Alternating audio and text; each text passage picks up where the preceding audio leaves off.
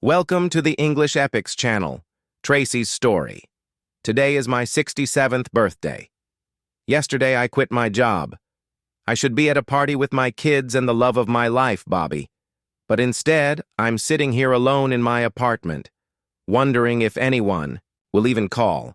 I know it's my fault, because having it all wasn't enough for me and I royally screwed everything up. My name is Tracy Sprague. I still use this name because it was my first husband's, and I simply refuse to change it. I wish I had been more careful with him when the ball was in my court to make important decisions. I met Bobby Sprague during my final year of college. He was quiet, unassuming, and had no idea why women fell at his feet. I went out for drinks with the girls when he and his friends walked into the bar. One of the girls said, "Just look at him. God, I wouldn't kick him out of bed." When I looked back, a shiver ran down my spine. He was going to be mine. Honestly, he didn't stand a chance. That evening, I ran into him at the bar and said, "Well, if you're going to knock me off my feet, you might as well ask me to dance." That night, I couldn't take my eyes off him, much to the annoyance of my girlfriends. That was our first date. Our second date happened over dinner 2 days later. I had always been very cautious about going to bed with men. Before him, I had only had 3 partners, and it had taken them months to get me into bed. I wasn't promiscuous. On our second date, I pulled Bobby into bed and made sure everyone knew from that moment on that things between us were serious. A year later, we got engaged, and a year after that, we were married. I threw away my birth control pills a month before our wedding, and our first child, a girl we named Melissa, was born 13 months after we got married. Our son Terry was born 2 years after our daughter. Bobby was a programmer and started working for a government agency right after graduating from university. It was a 9-to-5 job that paid well. I didn't need to work. Our house was big enough for us, the kids wanted for nothing, we had nice, fully paid-off cars, and I got everything I wanted. But I always thought he could achieve more, and that we could take a vacation in Maui, my dream, especially if he started his own business. Bobby refused, saying we had a good life. He always came home for dinner and spent weekends with the kids. That was the loose thread I left untied, the one that led to my own undoing. When our youngest turned 11 and was able to take care of himself, I decided I wanted to go back to work. I needed something to occupy my time, and the extra money could help fund that Maui vacation.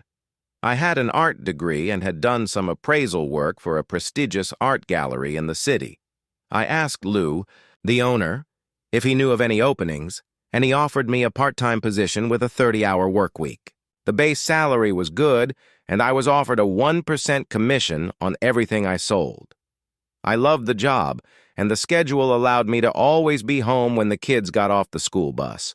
One of my favorite aspects of the job was the open showings.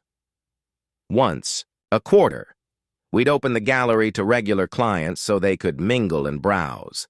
The intoxicating scent of power filled the air, and I often succeeded during those evenings by stroking egos. After those events, I always felt exhilarated hearing about someone's new home, and when I returned to ours, I would feel struck by the thought that Bobby had the means to give us that kind of lifestyle. But he chose not to. The dissatisfaction usually lasted only a day or two and would fade when I looked at Bobby and realized what a good husband and father he was. As I was leaving Lou's office, my colleague Steph Taylor looked at me and said, "Did you see that guy? God, he looked amazing. But be careful. My friend Kim knows him, and he has a thing for married women. He likes to humiliate husbands, and he leaves a bloody mess. Please, be cautious. I saw the look on his face when he first saw you, and I have a feeling you might be next on his list. I know he specifically asked Lou for you to handle his account. Don't let him seduce you, and don't let him convince you that Bobby would be okay with cheating." I brushed off her comments and threw myself into the project. We started by touring the apartment and then the lake house so I could familiarize myself with the surroundings. Jay also invited me to lunch so I could get to know him better. This was valuable information when advising someone on what kind of art they might like. Lou was always nearby, and Jay behaved like a perfect gentleman. Our first encounter happened at the Christmas gala. Bobby and I were talking when Jay approached us. I introduced him to Bobby, but sensed some tension in Bobby. He immediately disliked Jay, and Jay clearly didn't think much of Bobby either. I quickly sent Bobby off to get drinks and stay behind to mingle. Soon, I struck up a conversation with Jay and two other people about a new piece that had gone on sale that morning. I felt Jay's hand gently rest on my waist, but I was hoping to sell him the artwork. So I let it stay there while trying to persuade the two influential and wealthy men to bid on the sculpture. At that moment, I felt Jay's hand leave my waist and saw that Bobby was standing nearby, removing it. I was annoyed. I had a deal on the line, and Bobby had disrupted the moment. I hid my anger but tried to slip away from Bobby as quickly as I could.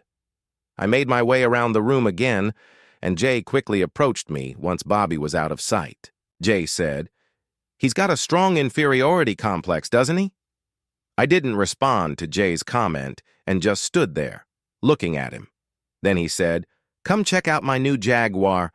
It's got an amazing sound system, and we can discuss the price for that statue. I think it'll look fantastic in the lake house. Would you place it between the office and kitchen doors or against the wall between the two large windows overlooking the lake?" My thoughts drifted back to the lake house and how its silence and beauty had captivated me.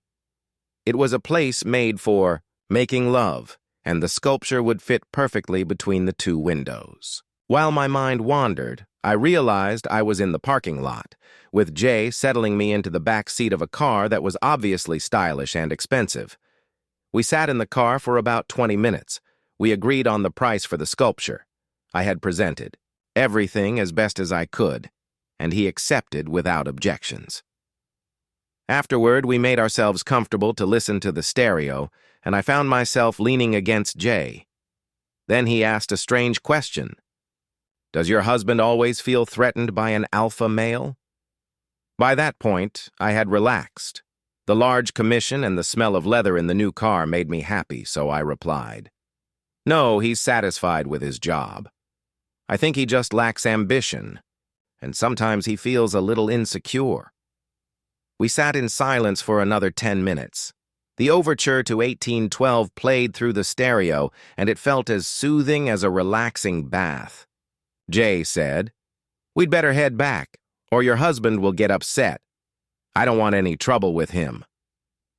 Just then, the car door swung open, and Bobby said, "Time to go, dear." I quickly mumbled something about how great the stereo system was, but he, like a determined frog, led me to his car. I started protesting that I couldn't leave until everything was finished, but Bobby simply said that Luke could call him if there were any issues. I said, "We really were listening to the sound system in his car. It's amazing." But his non-committal grumbling told me I had stepped onto thin ice and needed to leave with my husband. Lou was thrilled about the sale and didn't say a word about me leaving the event early. Life at home wasn't pleasant, and I had to work hard over Christmas to get Bobby to say more than one syllable at a time. Even Melissa noticed something was wrong on Christmas, and my mom, Judy, asked if everything was okay. Things at home gradually warmed up. On New Year's Eve, I practically forced myself on Bobby because, since the holiday, he hadn't shown any interest in me. I made an effort not to mention Jay's name at home. Most importantly, I asked Jay not to attend the March Gala, saying I'd arrange a private showing for him before the event. In January and February, I spent a lot of time at his place. He bought 4 new pieces of art for his apartment, and when I came to help install them, he relentlessly flirted with me. At first I ignored it, but soon I began to enjoy it. He commented on my legs, hips, and bust, even suggesting he'd like to photograph me nude for his study. When he pulled out his camera and said, "Want to try some poses now?" I felt a surge of heat but snapped out of it and left the apartment as quickly as I could.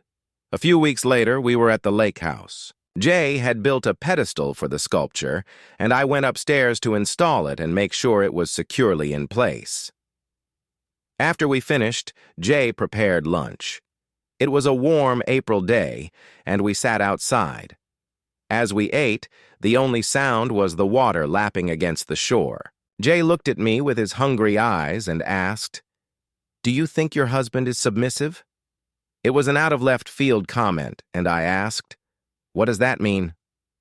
Taking some more food and a big sip of wine, Jay continued, "Many men are what you'd call beta. It's not an insult. It just means they let their wives take charge in the relationship. They don't have big ambitions, and they always want their wives to be happy. Some even enjoy being slightly humiliated." After Bobby's behavior, at the Christmas gala, I thought he might be one of those men who gets a kick out of it. I bet the sex was incredible when he got home. I had to admit, it was. Ever since I practically forced myself on him on New Year's Eve, we've been like newlyweds. You realize you could take things to a whole new level and truly push your relationship forward. It was a strange conversation, so we sat silently, finishing our meal while Jay made coffee. We sat and looked at the sculpture and another painting I had brought for him to consider when I asked, "How could we take it to the next level?" Jay, without taking his eyes off the painting, said, "You could cuckold him. How much did you say this painting costs?" I replied, $200,000. But my mind was foggy. What did he mean by cuckold him? I had never heard that term before. Jay stood up and said, "I'll pay $180,000 for it. Deal." I stood up and shook his hand. He pulled his phone from his pocket and called Lou to tell him he was buying the painting. I said, "I need to leave so I can get home in time for dinner." He simply waved at me and mouthed, "See you next week." As I drove home, I thought about what had just happened. By that point, Jay had spent almost $2.5 million on art from the gallery, and I had opened a separate account for the commissions. I called it special for Maui, and by the end of the next month, it would have $25,000 in it. But what else was he offering me? On the way home, I stopped for gas and Googled the word cuckold. I was shocked when I read that it meant a man who allows his wife to have sex with other men. Did Jay want to have sex with me? I felt a strange thrill. I was 40, and he was 28. Why would he want me when he could find someone his own age? The following Friday, Jay sent me a message asking if I wanted to go to lunch with him. I was already starting to worry about where all this was heading, but I also knew he was preparing to place artwork in his new offices, and I hoped to double my special for Maui. I agreed to meet him, and he picked me up at the office. As I was leaving, Steph grabbed my arm and said, "You're getting too close to him.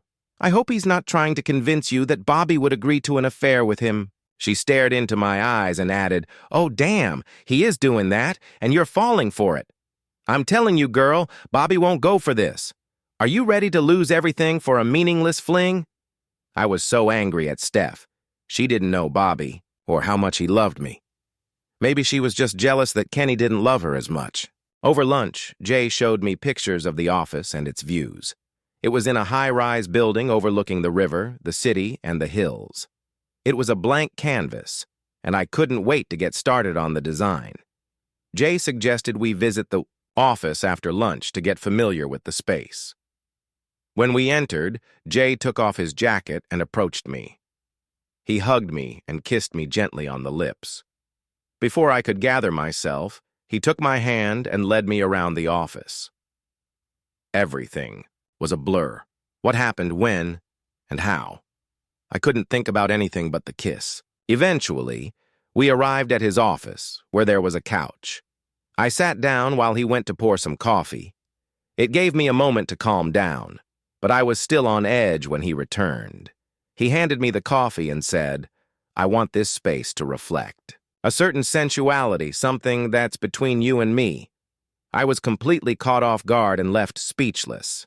Then he shifted tactics and asked, "Have you ever thought about Bobby being a beta?" Once again, I felt even more confused when Jay hugged me but didn't pull me close. Then he leaned in, softly kissed me behind my ear, and asked, "Has your sex life been less tense since he caught us at the Christmas gala?" Truthfully, it hadn't. Things had been so good in the bedroom, and I stammered, not trusting my own words. Then he said, like most married men, he enjoys the idea of his wife having sex with a stronger man. It makes him want to reclaim you after what's been done. I want to take the next step. I want to take you to bed and give him the ultimate thrill by cuckolding him. I jumped out of my chair and said I don't know if I could cheat on him, and I really think he'd divorce me if I did. Jay leaned back in his chair and said, if you told him what was happening, it wouldn't be cheating. We could go to the lake house, and you could tell him you're spending the night with me. Then the next day you go back home, and he can reclaim you the following night. I was in shock, but Jay continued. Most men feel that it proves to their wife or lover that they're real men. At Christmas, Bobby showed how much he enjoys being a cuckold. I just looked at Jay and said I need to go. With those words, I turned toward the door and walked out. As I drove back to the gallery, my thoughts were elsewhere. I sat down at my desk.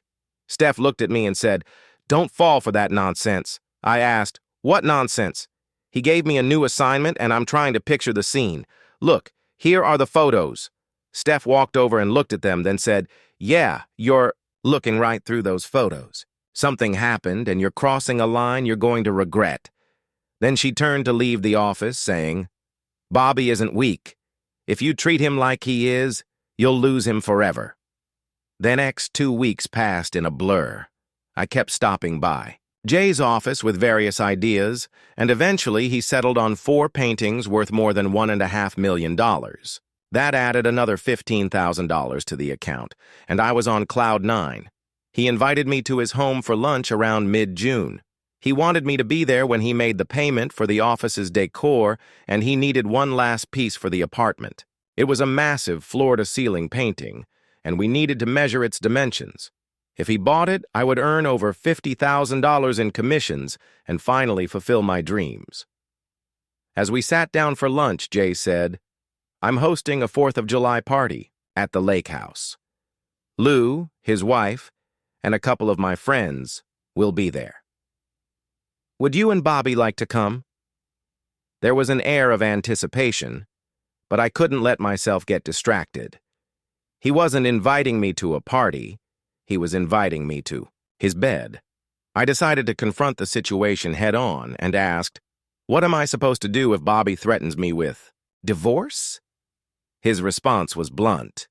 "I'm asking you because I want to get you into bed, but you don't have to decide until you're there.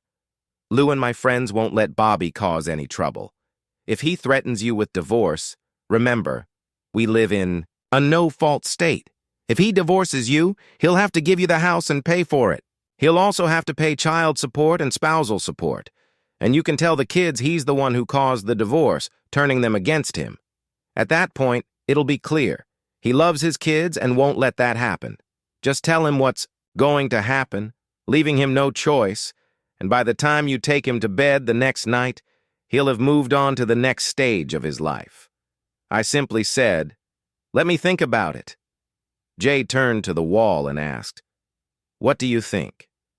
Would this painting look good here?" With that, the conversation shifted, and metaphorically speaking, I was running to catch up with Jay. A week later, he texted me, "I think I'm going to buy that painting." I replied, "Great. I'll let Lou know so he can call you and arrange delivery." I was thrilled. That evening, there was a summer gala. Jay didn't attend again, and Bobby and I had a great evening. Just before it ended, I felt my phone vibrate. It was a message from Jay asking, "Do you have plans for the 4th of July?" I was so excited that I replied, "Yes, see you at the lake house." But the message sent before I had a chance to think about it or its implications. Jay responded with a dancing emoji. Now I was firmly committed to going, but I replied, "No decisions about anything else." The following Saturday, I told Bobby that we were going to Jay's lake house for a 4th of July party. He wasn't thrilled about it, but I didn't give him a choice. That day, I went out and bought a new bikini that really flattered me, along with some sexy lingerie. On the drive to the lake house, I was on edge, and so was Bobby. He hardly said a word, and I was glad for it. My mind was a whirlwind. I truly wanted this, but I was scared. I figured that if Bobby were determined to stop it, he wouldn't have let me go. But he did. Did that make him a beta? Years later, I reflected on that trip and realized that Bobby had no idea about my plans. I now understood that it was at that moment my infidelity truly began, as I had subconsciously made the decision to cheat on him, even if I hadn't fully recognized it yet. Friday night's dinner was fantastic, as was the company. One of Jay's friends told me about an apartment he had bought for another couple near the beach. He was so generous. They assured me I didn't need to worry about Bobby, saying they'd make sure he was happy. On Saturday, we went to the lake. I must admit, I looked stunning and Jay couldn't take his eyes off me. After another delicious dinner, I asked Lou to come into the house with me. I said, "Lou, I need to talk to Jay, but he and Bobby don't have the best relationship. Could you take him out for about 30 minutes so I can have some time alone?" He replied, "Of course. I'll take him for a walk around the lake. I'll do it around 7 when everyone's settled in with drinks." At 7, Lou invited Bobby for a walk. Once they left, I went over and sat next to Jay, resting my head on his chest as if it were the most natural thing in the world. He kissed the top of my head and then gently stroked my hair. I lay there for probably 30 minutes until I heard Lou and Bobby returning. Jay whispered in my ear, "If you want to do this, give me a thumbs up." At that moment, Bobby returned to the pool area and, when he saw me lying on Jay's chest, anger was evident in his eyes. I slowly stood up and walked over to sit next to him, but I kept glancing at Jay. A couple of times, the wives of Jay's friends gave me thumbs up, but I didn't move. Then Bobby got up to grab a drink, and I stood as well. More than anything, I wanted to give Jay a thumbs up. The die was cast now. It was around midnight, and the other couples had already gone to bed. Knowing what was happening, they left me alone, but Lou was ready to step in for Bobby if he caused a scene. As we walked back to the house, I turned to Bobby and quietly said, "Let's go to the kitchen. I need to talk to you." He looked at me questioningly, but followed me into the kitchen. I took a deep breath. It was now or never. I had to get it out quickly and directly, so I got straight to the point. Jackson invited me to spend the night in his bed tonight. I've accepted his offer. This has nothing to do with love. It's purely about sex, Bobby. I've been absolutely faithful to you for 17 years, and you're the only man I love. But I want to have sex with Jackson. He excites me, and I want to know what it feels like to be with another man. After tonight, I'll be your faithful wife again for the rest of our lives. But I think you owe me one night." Bobby stood with his mouth open, staring at me as if he couldn't comprehend what I'd just said. Then it hit him. He was clearly furious. As he spat out a curse at me, "Only over my dead body will you sleep with him." Typical Bobby, trying to stop me from getting something for myself. I wasn't going to accept that. This was my night, and he would just have to deal with it. I snapped back. "This isn't a negotiation, Bobby. Take it for what it is. Tonight, I'm his. Tomorrow, and for the rest of my life, I'll be yours." "Don't be so sure about that, sweetheart," he mumbled. "Remember, every action has consequences." "Damn you, Bobby," I hissed in a half-whisper. "Do you have to see everything in black and white? For God's sake, it's just one night. Just stone night, and that's it. And you're going to ruin everything. Just one night." "We never thought you'd be so unyielding. Maybe I should have just kept my mouth shut and done it behind your back, but I was afraid that if you found out, it would definitely be the end of us. I thought that if you knew and let me go, it wouldn't be cheating." I decided that was it. No more arguing. It was happening, so I simply turned on my heel, left the kitchen, took Jay by the hand, and continued walking upstairs. I heard Bobby leave the kitchen, but I didn't stop. I hoped he wasn't crying, but he'd have to accept it. The sex that night wasn't particularly enjoyable. Jay didn't care much for foreplay, but it didn't matter. I was so wet with anticipation, and he was bigger than Bobby, so I still reached my peak before rolling over and falling asleep. If that had been the only time we had sex, it wouldn't have been worth the fight with Bobby. But the next morning, I woke up to the sound of movement from the kitchen and Jay's mouth between my legs. He had left the bedroom door slightly ajar, and I could hear one of Jay's friends talking to Bobby. When I heard Bobby's voice, an intense wave of pleasure washed over me, and I even heard my own moan.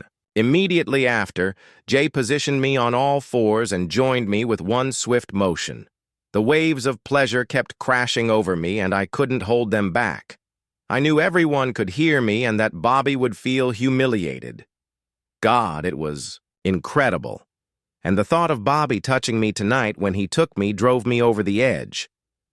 After we finished, Jay stood up and said, "Go take a shower and then meet me in the kitchen so we can go somewhere together. Bobby will probably be so excited that he might want to take you for a boat ride when we head to the lake after lunch." Jay and I ordered eggs and bacon and went out onto the terrace. I felt amazing. I had just had great sex. I felt refreshed, and I was ready to wear out my man in bed. The first sign that something was wrong was the look on Bobby's face. There was no love in it, and certainly no sign that he was aroused by what he had heard. I sat there waiting for an outburst. It didn't come, and that was even worse. Jay said something about taking a boat ride, but Bobby quickly said he wanted to go home and see the kids. I rolled my eyes, looking at the others and thinking, why does he need to spend time with the kids? He sees them every weekend. Before I could say anything, he got up and left.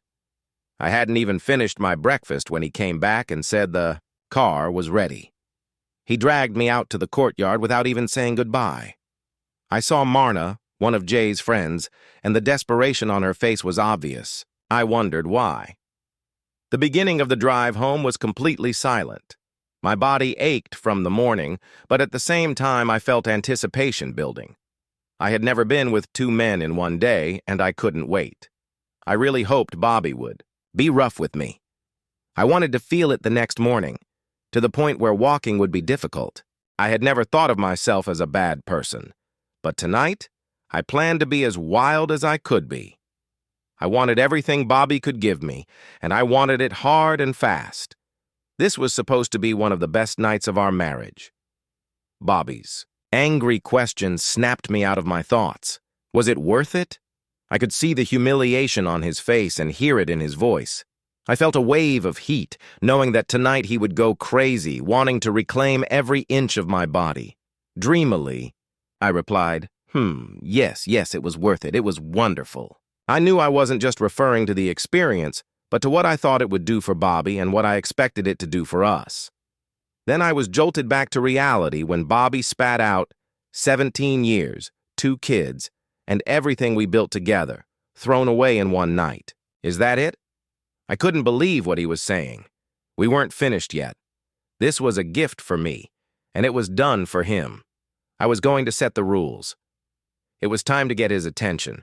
He needed to understand that there would be consequences if he didn't accept this weekend as a part of our marriage. I gathered my courage. I had really hoped I wouldn't have to spell it out, but it had to be done. I said, "That's up to you, Bobby. As I promised, this was a one-time thing, and now I'll be as devoted to you as I was before last night. It was an amazing night. I exaggerated to inspire him for his performance tonight, and now it's over. But if you can stop loving me so quickly and destroy our family, then do what you must. But believe me, I'll take the kids and make sure they know that you were the one who tore our family apart." Bobby fell silent as the meaning of my words sank in. It was a done deal, and I had generously paid him back for his gift, but I couldn't stand by and let him destroy our life. Bobby was fussing over the kids at my parents' house. I just watched. It was clear he was still upset about the humiliation, and I couldn't wait to shake him out of it. I had never been this aroused for so long. Tonight promised to be incredible. We returned home, unpacked, and had dinner. Bobby put the kids to bed and surprised me when he didn't come back downstairs. I expected him to come and cuddle with me, as we usually did after a weekend away. I turned everything off and went to our bedroom. Bobby was already in bed, turned away from me. I went to the bathroom and brushed my teeth. A nightgown wouldn't be necessary, probably for several more weeks. I climbed into bed next to Bobby and wrapped my arms around him, expecting to feel his reaction when my bare breasts touched his back. I was disappointed. I started stroking him and was thrilled when he rolled onto his back. But then he responded. "Not tonight," he said. "There's nothing you can do to make me get aroused for you. You'll just have to settle for what that jerk gave you last night and this morning." I was hurt and shocked. This wasn't how it was supposed to go, and certainly the opposite of what I had hoped and expected. I replied, "But don't you want to reclaim my body?" Jackson said that's almost an automatic reaction for men in these situations. His reply was like a punch to the gut. "Oh, he said that? So not only is he a real estate genius, but he's a sex therapist too? Well, then he should have warned you that some men don't see what you did as a sexual challenge. Some of us see it as complete betrayal, and vomiting seems more appealing than sex. Oh God, what have I done?" I completely misjudged Bobby's reaction and had no idea what to do. My hand loosened its grip and he moved away. I turned away and felt the tears welling up. What should I do now? I hoped Bobby would hug me, but deep down I knew he wouldn't. He had never spoken to me like that before. The anger and resentment in him were overwhelming. The following weekend, Steph came to our house to share some information. She took one look at Bobby and left on Monday morning. When I arrived at work, she was sitting in my chair. She looked at me and said, "You foolish cheater, did you really have to do it?" I looked at her and asked, "What do you mean?" She laughed and said, "You know exactly what I mean. You slept with Jackson at his lake house and destroyed your marriage." I was caught off guard and said, "Yes, I did it." But Bobby agreed to it. Steph let out a short laugh. Then she said, "No, he didn't. You think you sold him some nonsense, but he didn't buy it. Every time I saw Bobby, he was devoted to you. He practically had a big sign on his forehead that said, 'Only for Tracy.'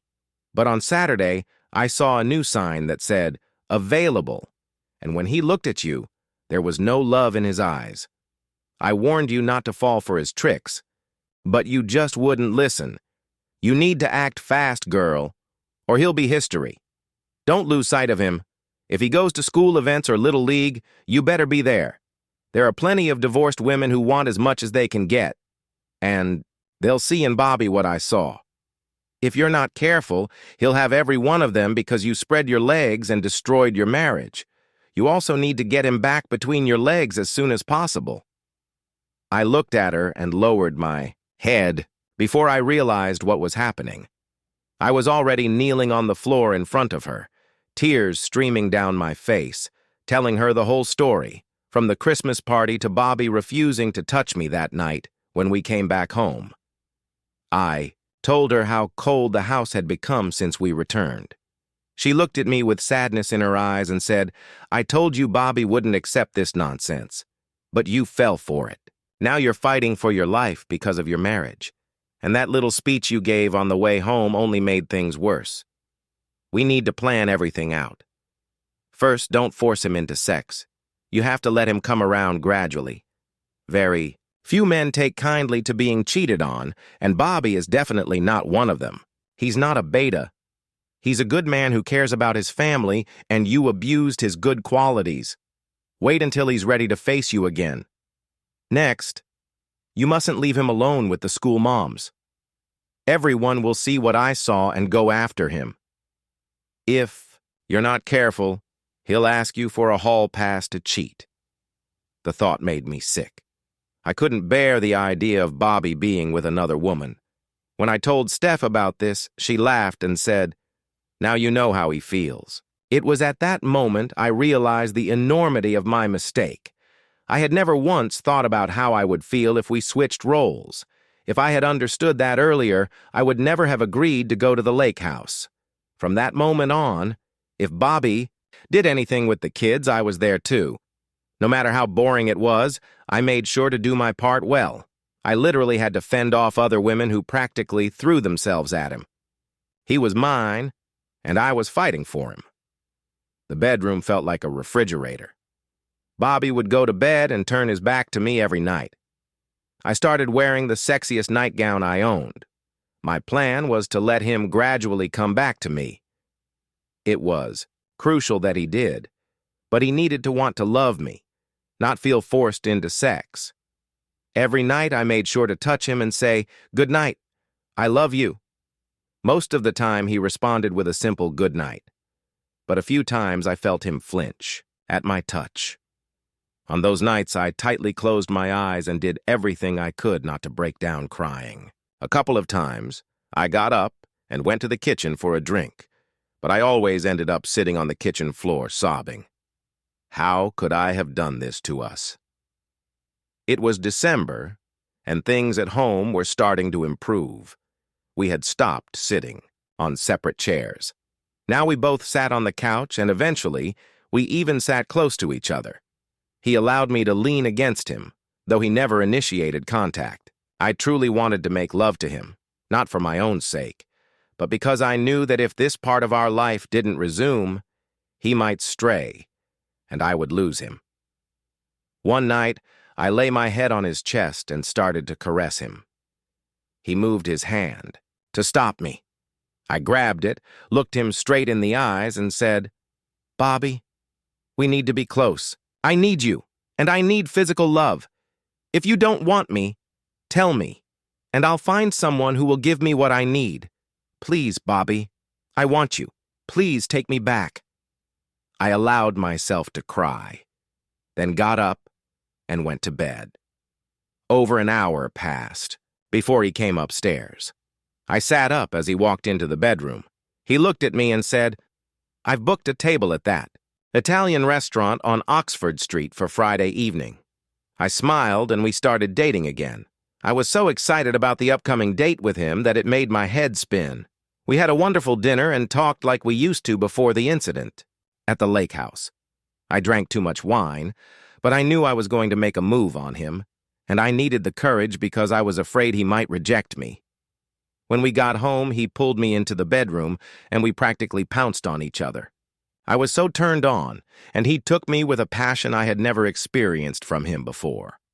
When we both were completely spent, I lay on the bed, and Bobby held me in his arms. I was on cloud 9 and made sure he knew it. On Monday, I walked into the office feeling like a completely different woman. Steph looked at me and said, "Someone had a good weekend." I just smiled knowingly and said, "Bobby took me out on a date Friday night." Steph smiled back and asked, "Was it delicious?" My smile said it all, but I added, "It was the best. I've never seen him so assertive." At these words, Steph's face darkened, and she said, "Oh God, I hope you made love. If it was just sex, then you're in big trouble." Steph was trying to ruin my mood while I was working to save my marriage, and I snapped back, "I know, and he's making love, and he made love to me." Steph turned, walked to the kitchen, and said, "I hope so, for your sake. Want some coffee?" For the next few years, everything went well. I knew Bobby had a locked drawer in his home office. Sometimes I would see him sitting in the office or on the couch, lost in thought, and if I called his name, he'd have a strange look in his eyes for a moment, which unsettled me, before he snapped out of it and smiled at me. I knew I needed to be careful with his feelings, but overall we were doing well and life returned to normal. Bobby stopped attending office parties and I never pushed him to go. I didn't want him thinking about Lou or remembering that night.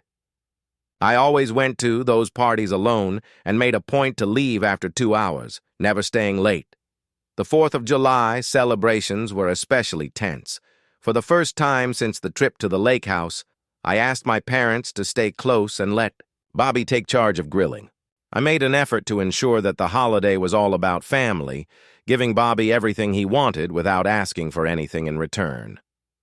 Almost 5 years had passed since that incident, and Terry was finishing high school. In September, he was set to start college, leaving Bobby and me alone. Bobby organized a graduation party for all of Terry's friends. Bobby had become himself again, and I stood at the kitchen window watching him host the party. I checked my special Maui account and, including the accrued interest, found it had grown to over $54,000. I planned to build the outdoor kitchen Bobby had talked about years ago but never completed. I also envisioned a vacation to Maui, where we could fly first class and spend 2 weeks at an all-inclusive resort for $20,000. Travel agents recommended October as the best time for the trip, and I wanted to surprise Bobby for his mid-October birthday. Everything was falling into place. At the beginning of September, we took Terry to college. It was a strange trip. Bobby and I stayed in a hotel for a week. I had this feeling that the empty nest would leave a huge void in Bobby's life. At that moment, I would have had another child with him just to fill the emptiness. But I was too old, and Maui was supposed to blow his mind.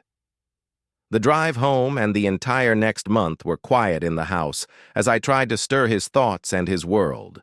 I was at the office, preparing for the autumn event scheduled for the next evening when my life fell apart. We were decorating the display for a vintage vase that was meant to be the centerpiece of the event when the gallery door opened. A man walked in holding a briefcase and asked, "May I speak with Tracy Sprague?" I approached him, extended my hand, and said, "That's me." He shifted his briefcase to one hand, leveling it, and opened it. Then he pulled out an envelope and said, "Tracy Sprague, you've been served." I looked at him as if he had two heads when he held out the envelope to me. I didn't move to take it. He said, "Mrs. Sprague, by law, you are required to accept this envelope. Please take it from me." On autopilot, I extended my hand and felt the envelope slide into it. The sensation was akin to death. As he turned to leave, I felt a hand on my shoulder. It was Steph. She guided me into the office. Everyone was watching me, and on Lou's face was an expression of unmistakable pain, but not shock, as if he had been expecting this moment. Steph sat me down and, in a quiet, soothing voice, said, "Let's see what this is." Yet again, her voice carried only pain, with no trace of surprise.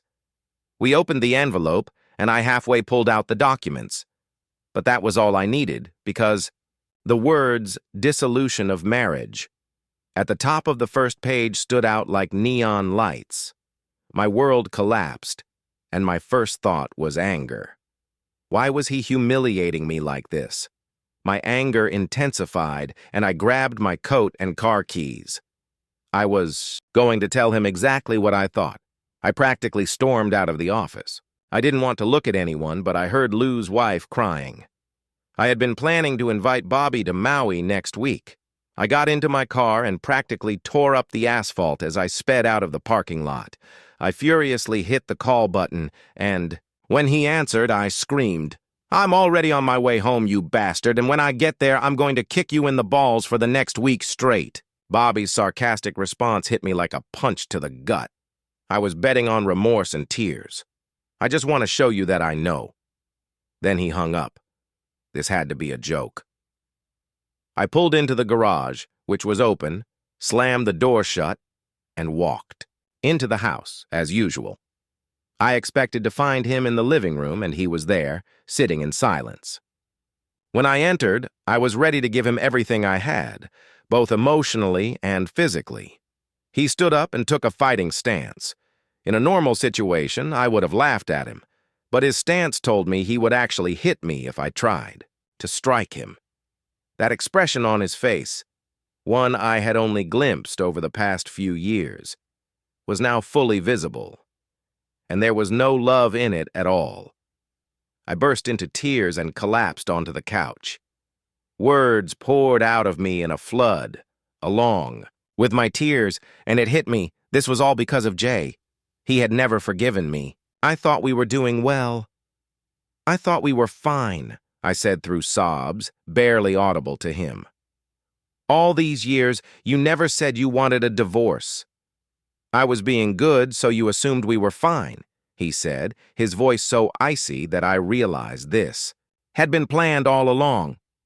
"But I kept my promise to you. I haven't slept with anyone since Jackson at the lake, and I wasn't planning to sleep with anyone else ever again." And that was the truth. You kept your promise. But 16 years ago, you made a vow to me, one you threw in the trash that night. I told you not to do it then, but you were going to anyway and even threatened me, saying you'd take my children. I couldn't let you do that. That was the final blow. He believed I would take his children and didn't trust me at all. His statement carried 5 years of resentment and anger, and I had been completely blind to it. How could I have been so oblivious? And you had me served at the gallery, in front of Lou and all my colleagues? Could you be any more cruel? I hoped, to appeal to whatever remained of his love for me and the goodness in him. His response was cold and crushed me. I felt the same way when Lou was around, just completing the circle you started at the lake house 6 years ago, he said. And Justice, cruel as your Sunday morning screw while we were all in the house, that was the most humiliating moment of my life. Rest assured, I got my revenge. My sobs intensified as I watched him walk out of the house. I wanted to say so much more. I wanted to beg him, but I knew it wouldn't be enough, and the words just wouldn't come. I lay there for about an hour before I went upstairs to our room, once my crying had subsided. I knew what I would find, but when I opened his closet and saw it was empty, the tears started flowing again. Gradually, I pulled myself together. I knew he still loved me, so I needed a plan. I had to get everyone on my side. The first call was to the kids. I called them on a group chat, and they both answered, "Hi, Mom." The words didn't come easily, and then it hit me. Bobby had already spoken to them. So I started, "All right.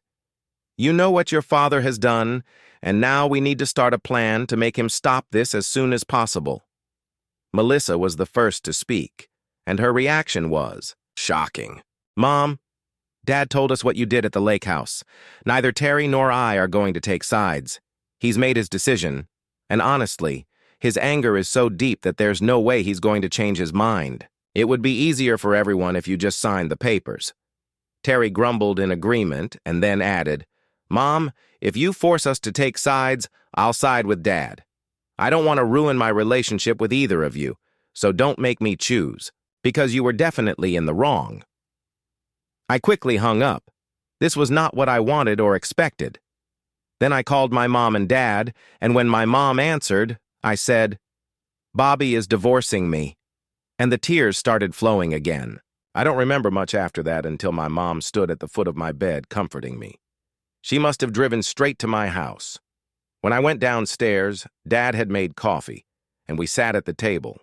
I explained that 5 years ago, I had slept with another man, but I discussed it with Bobby, and he didn't object.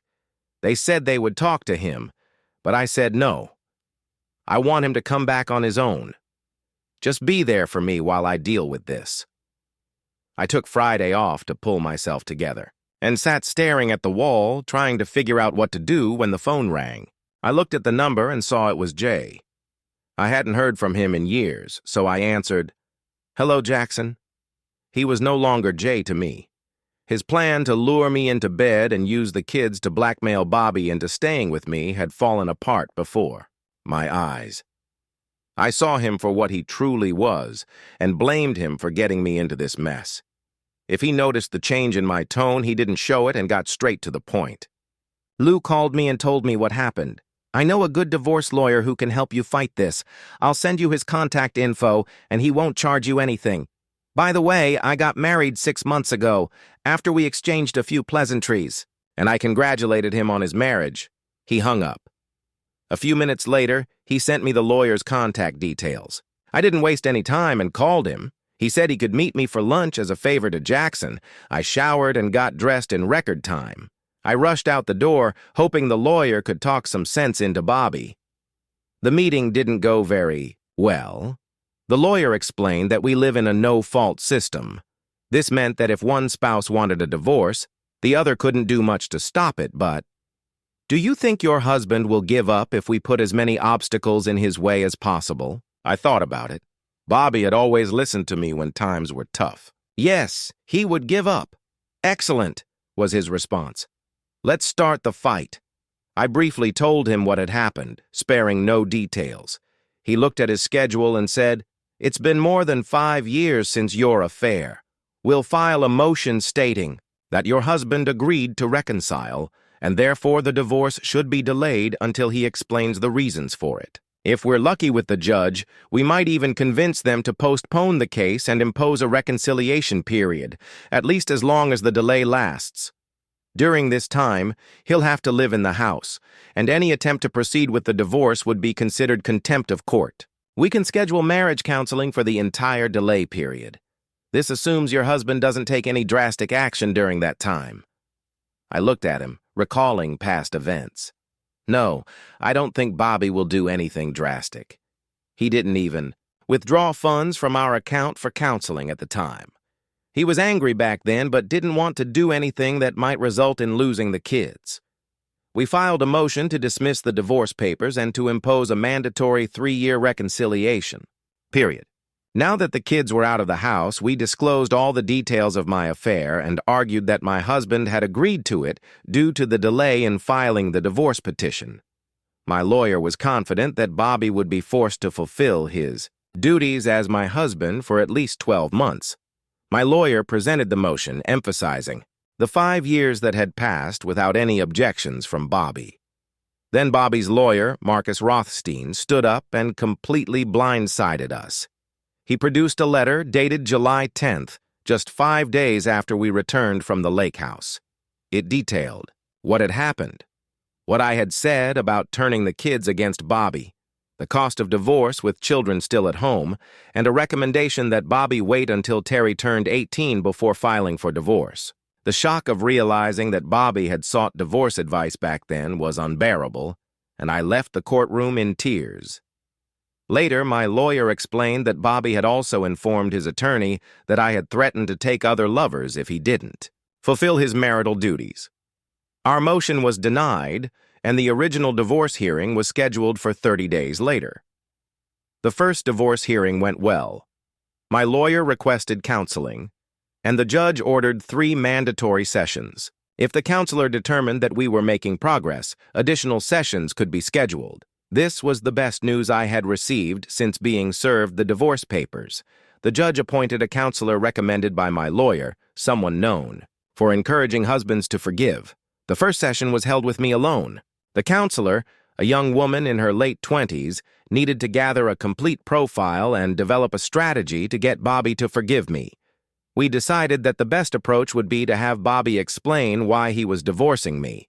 Then we could look for loopholes and make him reconsider. I sat in the counselor's office waiting for Bobby. I had only seen him during the first hearing, and when he walked into the room, my heart skipped a beat. Then I remembered why we were here, that he was trying to leave me, and I reminded myself to be stronger if I was going to win him back. The counselor entered right away and demanded that Bobby explain why he couldn't forgive me for one mistake. He looked at her and asked if she was married. When she refused to answer, he simply stood up and said, "That's the wrong answer," and walked out, leaving both of us stunned. A few days later, my mom called, and from her tone, I knew something was wrong. She asked, "Tracy, why did you lie to us about what happened at the lake house? We talked to Bobby, and we know that you didn't agree with him to break your marriage vows, and he certainly didn't consent to it. Tracy, we believe things between you and Bobby are over. You need to let him go and move on." Now even my parents were on his side.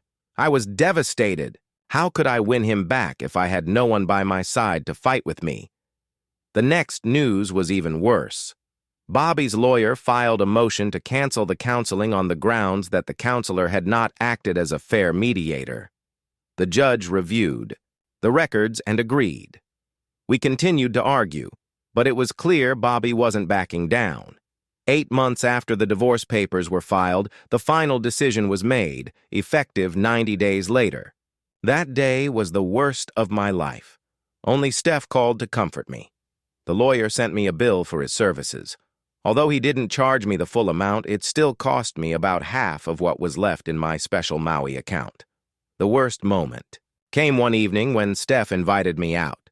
She said I needed to get out of the house. We had a nice dinner and went to a bar. As soon as I walked in, I saw Bobby dancing with another woman. I ran out in tears the moment I saw him. The thought of him being close to someone else was unbearable. I still held on to some hope, even though I knew Bobby was seeing other women. When the kids were home, I'd ask them how he was doing, but they avoided the subject. I knew he was meeting my parents for dinner, but they always kept the details from me. I hadn't dated anyone since we split, desperately hoping he'd realize how much I still loved him. Then my mom called. She told me that Bobby was engaged to someone named Angelica. I was utterly devastated as it finally sank in Bobby was never coming back. I met Ronnie at the gallery about a week after hearing about Bobby's engagement. He bought several pieces from me and eventually invited me to dinner. I agreed, and before I knew it, we had become lovers. Ronnie could pass for Bobby's double, and 3 months after that dinner, we got married. The next day, I realized I'd made a mistake. He was nothing like Bobby, and we mutually agreed to file for divorce before the honeymoon was even over. Although it was uncontested, it still cost me yet another portion of my special Maui account. I met Angelica at Melissa's wedding. Bobby could barely talk to me, but she was very kind and even asked Bobby to dance with me during the bride and groom's parent dance. Neither Bobby nor I knew how to dance, but we were used to sticking together on the dance floor.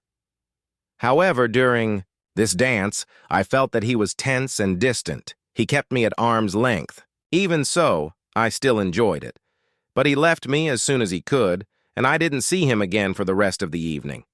About a month after the wedding, I was feeling awful, and Steph invited me out. That evening, I met Robert, not Bobby. He swept me off my feet, and all of his mannerisms were exactly like my Bobby's.